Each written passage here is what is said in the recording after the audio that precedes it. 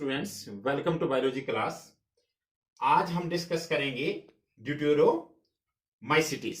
Deuteromycetes is the last class of this kingdom fungi and this is known as fungi imperfecti.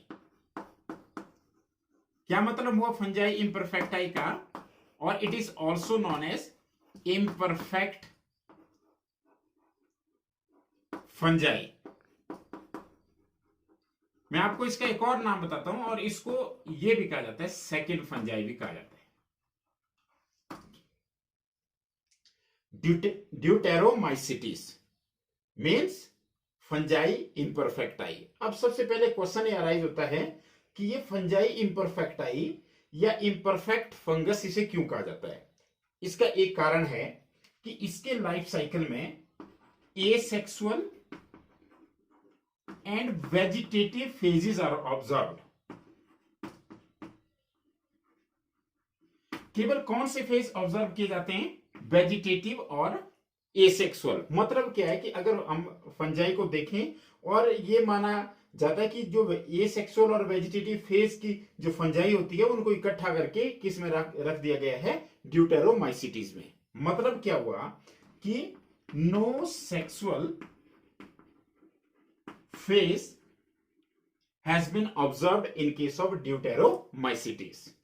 तो इसका मतलब है इसलिए इनको क्या बोला जाता है? इम्परफेक्ट फंगस, और यू कैन से सेकंड फंजाई और फंजाई इम्परफेक्टाई। तो सबसे पहले तो आप एक चीज का ध्यान रखें कि ड्यूटेरोमाइसिटीज में केवल ऐसी फंजाई आएगी जिनका केवल हम वेजिटेटिव और एसेक्सुअल फेज की ही बात करेंगे। अब क्या होगा? अब ऐसा नहीं है कि इनमें सेक्सुअल फेज नहीं होता।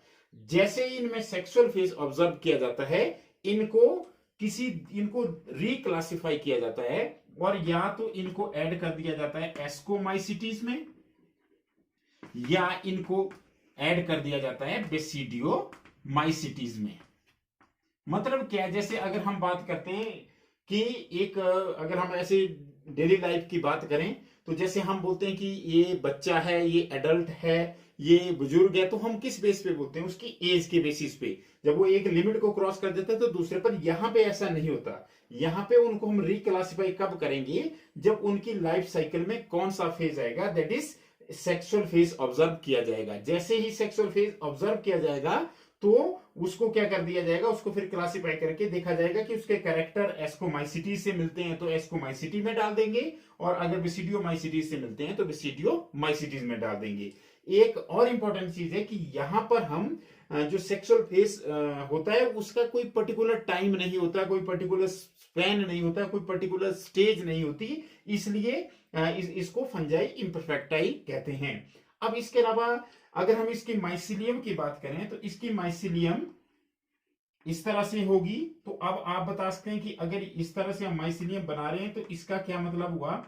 इसका मतलब हुआ कि ये कैसी है? एक तो ये सेप्टेट है, आप देख सकते हैं कि यहां पे क्रॉस वॉल्स हैं, तो दिस इज सेप्टेट। और दूसरा हमारे पास क्या आ गया? ये होगी ब्रांच। तो आपको ब्रांचिंग भी दिख रही है इसमें, ऐसे आगे भी बना सकते हैं आप। तो the mycelium is septate as well as branched. तो ये इसके माइसिलियम की कैरेक्टरिस्टिक है। अब अगर हम इसके हैबिटेट की बात करें या इसके न्यूट्रिशन की बात करें, तो इसमें क्या होता है कि जो मोस्ट ऑफ दिस ड्यूटेरोमाइसिटीज वो क्या होते हैं? They are decomposer. डिकम्पोजर का मतलब होता है कि डेड डिकेइंग ऑर्गेनिक मैटर को खाते हैं, लेकिन इनमें से कुछ जो है वो सेप्रोफाइट्स भी हो सकते हैं, और कुछ एक जो है वो पैरासाइट भी होते हैं ऑन द अदर ऑर्गेनिज्म। जैसे हम अल्टरनेरिया की अगर हम बात करें, अब आप देखेंगे कि इनमें हमने न्यूट्रिशन की बात कर ली। एक सबसे इंपॉर्टेंट चीज है कि यहां पर मैंने क्या लिखा हुआ है? एक्ट लिखा हुआ है। ये एक्ट इसलिए लिखा ताकि आपको जजमेंट हो, एकदम आप इसके मेंबर याद कर सके। अब एक्ट से क्या होता है देखो, ए फॉर अल्टरनेरिया, ये ट्रिक है याद करने के लिए। सी फॉर कोलेटोट्राइकम,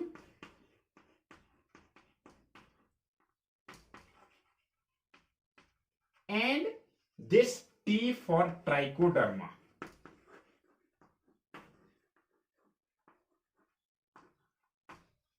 तो ये इसके मेंबर्स को याद रखने का आसान तरीका है act. Act means Alternaria, Colletotrichum and the trichoderma. अब अगर हम बात करें कि हमने बोला कि इसमें सेक्सुअल फेज ऑब्जर्व नहीं किया जाता, तो ए सेक्सुअल फेज में आपको पता है कि ए सेक्सुअल स्पोर्स बनते हैं, और यहाँ पर जो ए सेक्सुअल स्पोर्स बनते हैं वो कोनिडिया या ओइडिया होते हैं। बेसिकली यहाँ पे कोनिडिया बनते हैं। और मैं आपको एक और चीज बताऊं, अगर जैसे हम अल्टरनेरिया की कोनिडिया देखें तो वो इस तरह के होते हैं, मतलब दीज आर मल्टी सेलुलर। अभी तक हमने बात की कि वहां पे स्पेरिकल स्ट्रक्चर्स होते थे, इस तरह के स्पोर्स होते थे अगर हम बात करें। लेकिन यहाँ पे अगर हम स्पोर्स की बात करें तो यहाँ पे स्पोर कैसे हैं, सेप्टेट है, उनके क्रॉस वॉल्स है स्पोर्स के अंदर भी, और वो मल्टी सेल्ड है, एक से ज्यादा सेल्स उनमें होती है। तो these are the conidia observed in case of Alternaria. तो अब अगर हम इसको थोड़ा सा रिपीट करें तो सबसे पहले हमने बात की ड्यूटेरोमाइसिटीज। ड्यूटेरोमाइसिटीज मतलब सेकंड फंजाई, फंजाई इम्परफेक्टाई या imperfect fungus, imperfect fungi. Why? Because only vegetative and asexual phases are observed. No sexual phase is observed in case of deuteromycetes. If it is observed, then that particular fungus will be reclassified and it will be assigned a separate group, either in the, it will be included in the Ascomycetes or in the Basidiomycetes.